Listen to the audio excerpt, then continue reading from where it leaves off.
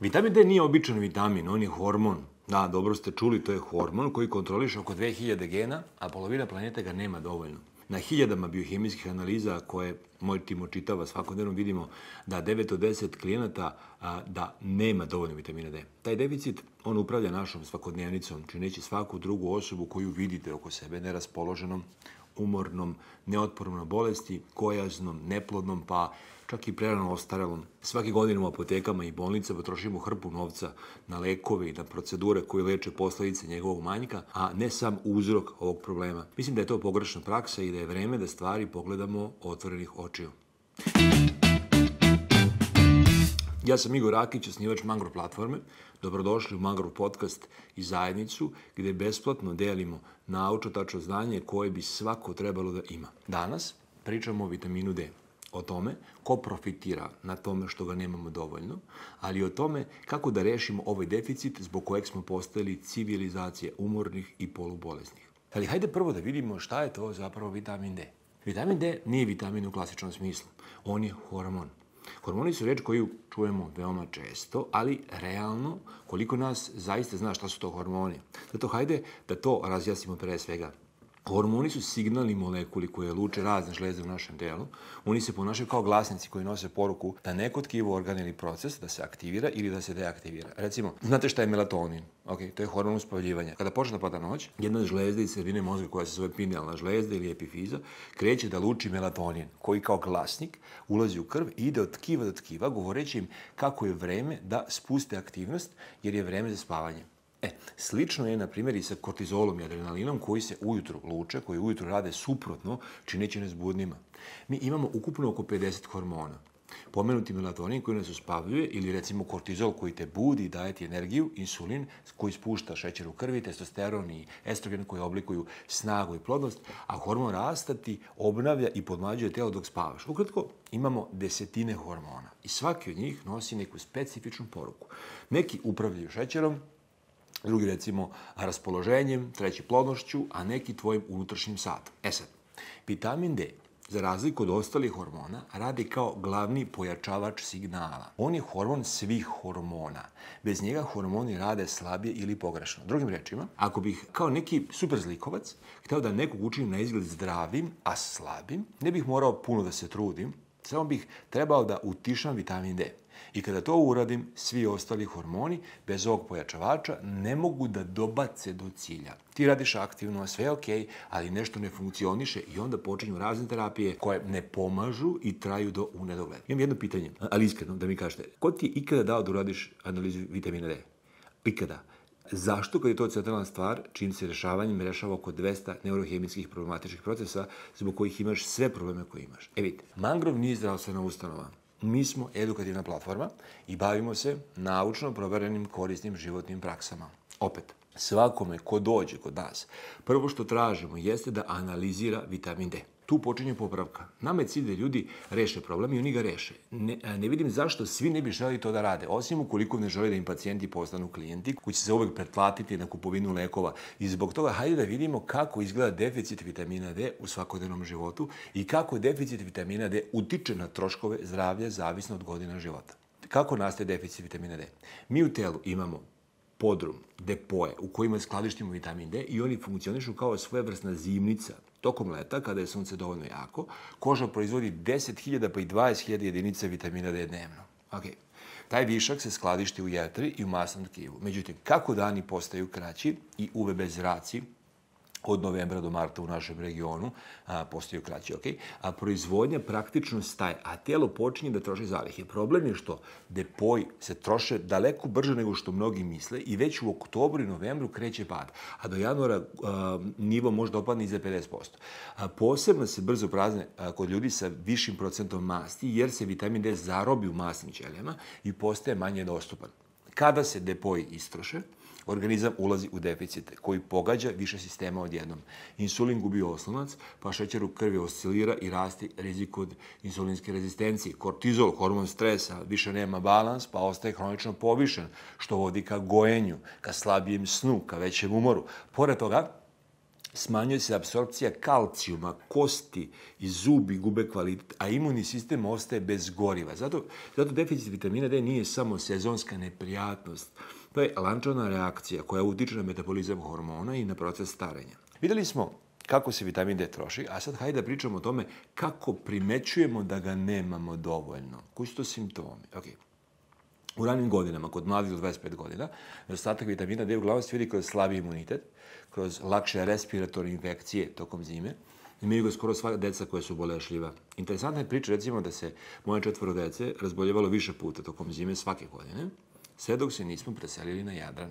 Sad, pošto mi najstarije dete ostalo da školovanje u Srbiji, a 3 se preselilo na more, morska deca su rešila pitanje vitamina D, a ovo kontinentalno dete nije i zadržalo je sve infekcije koje je imalo do tada. I šta se dešava onda?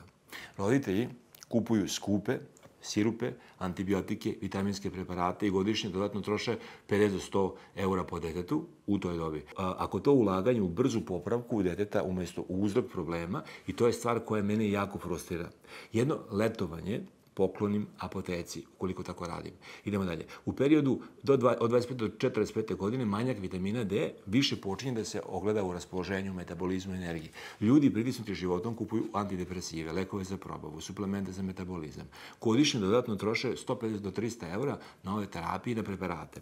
U Srbiji procena da osobe u ovoj uzrasnoj grupi čine značajan deo onih koji učestvuju u cifri od 140 do 280 miliona evra godišnje, koliko se kod nas tokom jedne godine potroši za terapije raspoloženja. Tada, to je puno čak i ovde. I ovde računamo samo lekove koje se dobijaju na recepte. Procenjuje se da ima bar još 2 puta toliko ljudi koji sami sebi daju terapiju. U srednjim godinama, od 45. do 65. godine, efekat deficita postaje izraženiji. Hormoni slabe, metabolizam usporava, kosti postaju daleko osjetljivije. I zato ljudi posežu za hormonskim terapijama, za lekovima za šećer, za lekovima za srce, u raznim suplementima, a kako bi produžili vitalnost, oni proširuju tu suplemenata još više. Longevity medicina i terapije uzimaju maha. Godišnji dodatni trošak se kreće u proseku oko 300-500 eura po osobi.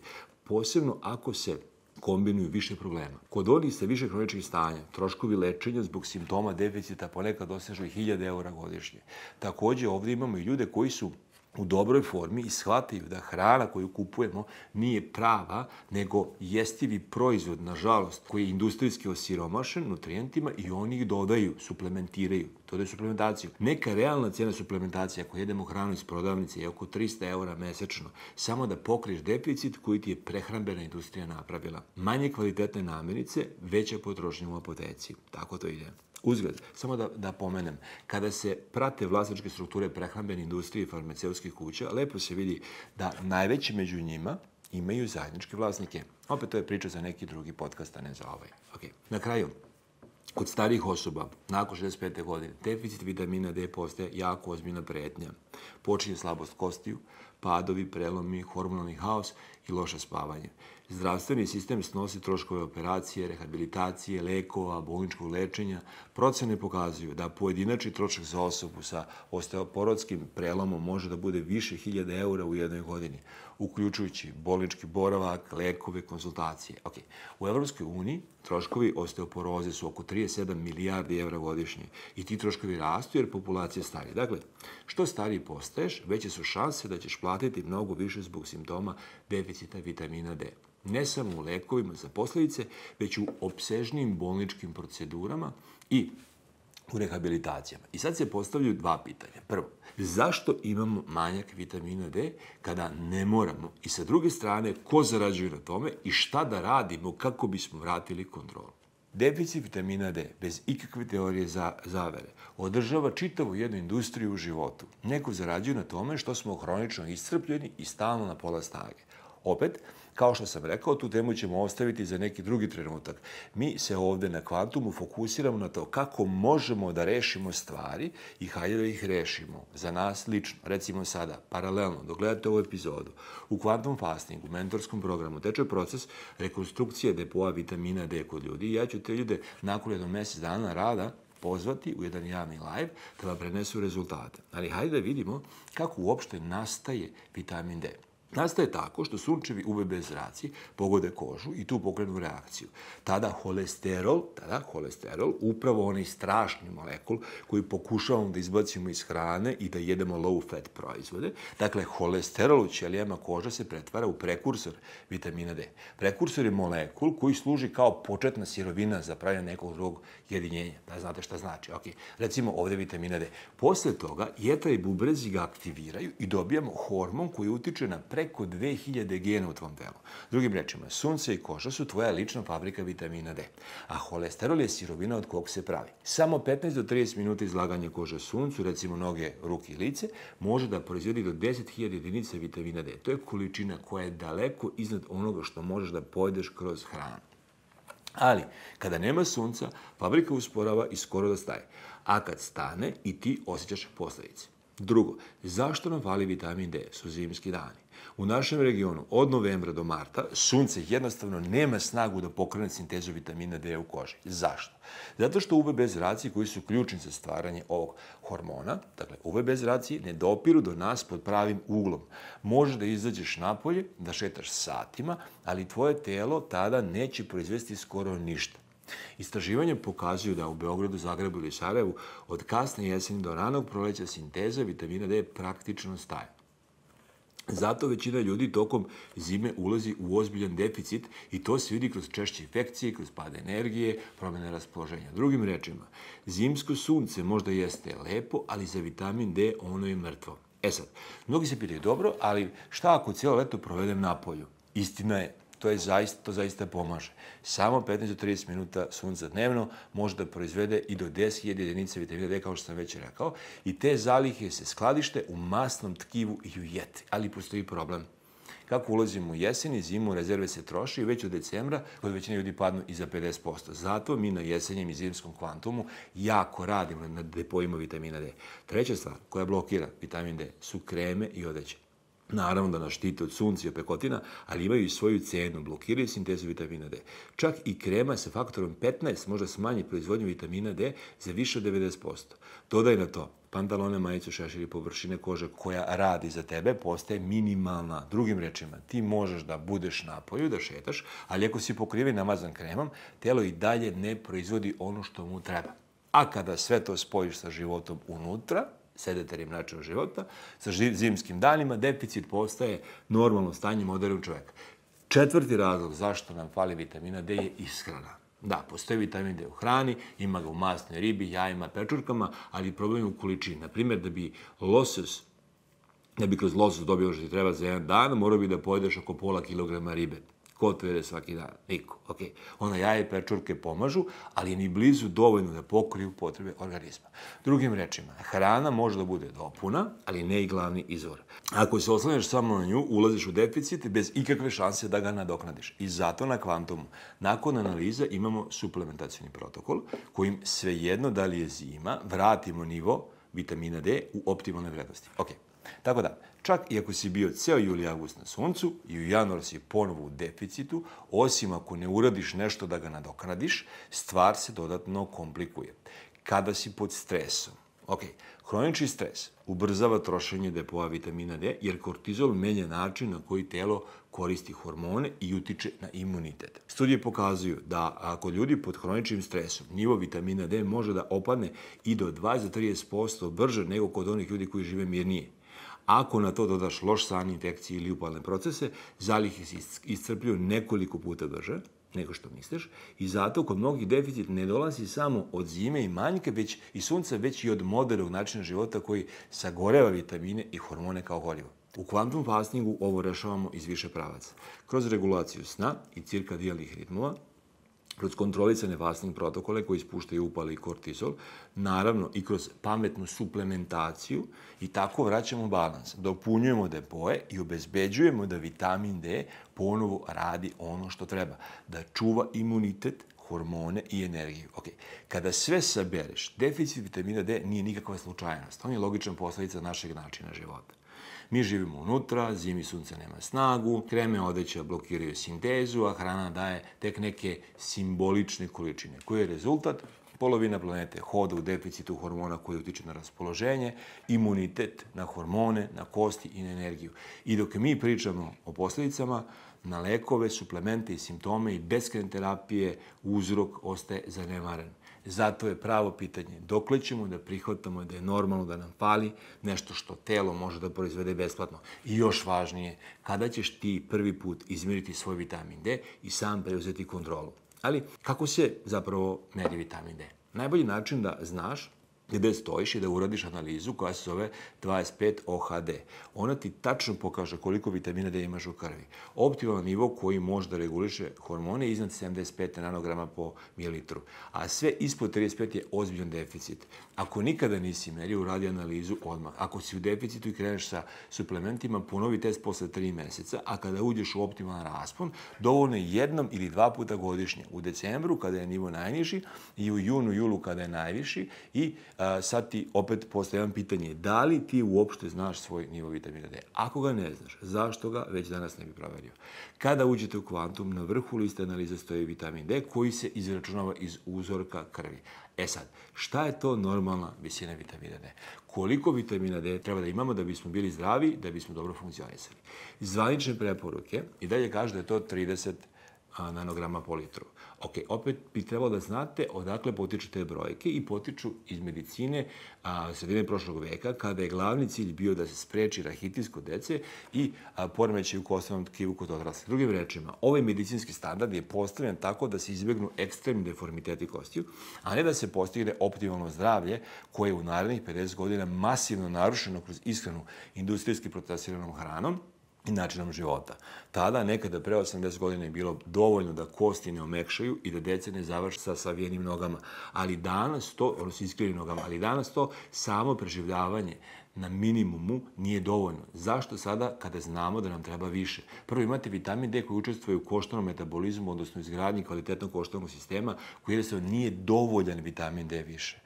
On upravlja samo kalcijumom. Ako si na 30 jedinica, kalcijum se jedva održava u kostima, jer ga telo izvlači iz kostiju kada god mu je potrebno. Telo koristi kosti kao rudnik kalcijuma, ali čim pređeš 75 jedinica, paratiroidni hormon PTH pada, što znači da telo prestaje da izvlači kalcijum iz kostiju. Tu se dešava prava stabilizacija skeleta. Zato studije jasno pokazuju da je najbolje gustina kostiju da se postiže tek u rasponu među 75 i 125 jedinica. A praksa još uvek kaže da je to visok nivo vitamina D. Ok. Druga stvar, nekada se nije znalo da vitamin D utiče na više od 2000 gena, uključujući puteve za serotonin, dopamin i polne hormone. Danas znamo da je vitamin D steroidni prohormon i da kada je on na nižim nivoima, hormoni rade prigušeno. Zato ljudi sa 30 ili 40 jedinica najčešće osjećaju depresiju, umor i hormonski disbalans. Dok oni iznad 100 imaju stabilnije raspoloženje i bolji hormonski balans. Zato nam treba dobar nivo vitamina D. Treća stvar, u vreme kada je prag postavljen, imunitet i autoimune bolesti nisu bili u fokusu. Danas, sa eksplozijom autoimunih poremećaja, insulinske rezistencije i gojaznosti, znamo da je za stabilan imunni odgovor potrebno daleko više, često i 150 nanomola po litru i više. Ok, studije pokazuju da tek tada T i B limfociti rade punom snagom, a da je rizik od težih infekcija značajno opada. Dakle, razlika je u samom cilju. Nekada je bilo dovoljno sprečiti deformitete kostiju, danas i nije samo da preživimo, nego da živimo zdravo, funkcionalno i sa stabilnim hormonima, sa super kostima i sa imunitetom. I zato sve više stručnjaka govori staro normalno je 30 jedinica, novo normalno je 100 jedinica i više. Ok, i kako da rešimo ovaj problem? Najpre sunce. Dovoljno je da 30 do 50 minuta dnevno izlaziš kožu u suncu, bez kreme, ali ne do tačke da izgoriš. U tom kratkom periodu tvoje telo može da proizvede i do 10.000 jedinica vitamina D. Zatim, hrana, masta, riba, jaja i pečurke mogu da pomognu, ali same po sebi nisu dovoljne da pokriju potrebe organizma i zato su treći korak, naravno, suplementi. Zimi su često neophodni jer nema sunca.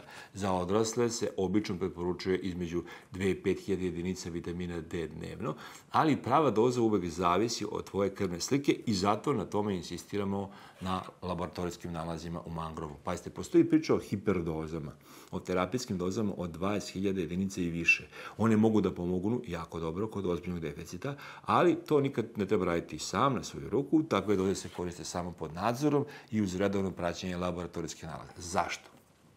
Zato što previše vitamina D hipotetički, možda napravi problem i to zbog odsustva jednog drugog vitamina koji se zove vitamin K2. Tada kalcijum počinje da se taloži tamo gde ne treba, u bubrezima, u krvnim sudovima, pa čak i u srcu. Nastaju simptomi poput bučnine, povraćanja, slabosti, konfuzije i problema sa srcem. Zato se suplementacija vitaminom D uvek ide ruku pod ruku sa vitaminom K2, koji usmerava kalcijum u kosti i zube, a ne u meka tkiva. Zašto moramo da suplementiramo K2? Zato što mlečne prerađevine i meso, pa i jaja koje jedemo, ne dolaze više od životinja koje hodaju i budu na suncu i jedu travu. Industrijsko meso i mleko su jako siromašne vitaminom K2. Drugim rečima, vitamin D jeste moćan i neophodan, ali kao i svaki hormon mora se koristiti pametno. Znate, vitamin D je možda najjednostavniji i najpodcenjeniji hormon u našem telu, a opet bez njega kreću problemi. Svi koji znamo, depresija, hroničan umor, hormonski disbalans, kada ga ima dovoljno, telo radi u ritmu koji je priroda za nas zamislila.